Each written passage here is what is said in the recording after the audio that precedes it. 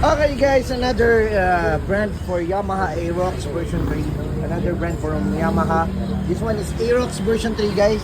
So kinabitan natin ng Senlo X1 GT 70 wattage din. May dala siyang Europa, so tayo na rin na nag-install ng kanyang Europa. So kasyang-kasya yung Europa dito sa Aerox version 3 standard, okay? Kahit dun sa SP, kasya naman. So ganito yung setup na ginawa natin. So dry lens, Senlo dry lens, mini driving light switch. Ayan. Sa mga nagtatanong kung paano nilagay, meron kaming ginagamit na special bolts para dito, para malagay. Ayan, passing light. So ayan, para siyang built-in lang.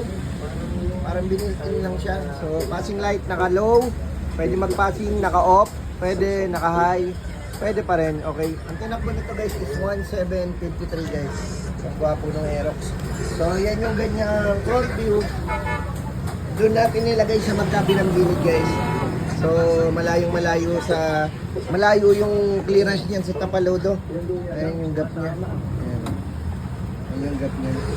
So stainless 3mm bracket na rin yung ginamit natin dyan. So yan yung kanyang face ring pagharap, okay? Yan yung bato at buga ng Senlo X1 GT 70 wattage. Ayan. Pag yung high beam niya, ay yung low beam niya, yan lang yung bato, high beam. Pag low beam, ayan. High beam, passing. Okay? Lagyan din natin to ng back to stop para sa LTO registration. Loud horn. Ito na yung Europa guys, so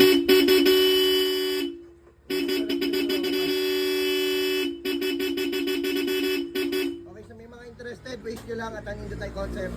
Number 9, CP Garcia, UP Diliman, Quezon City. Senlo Shop sa Diliman.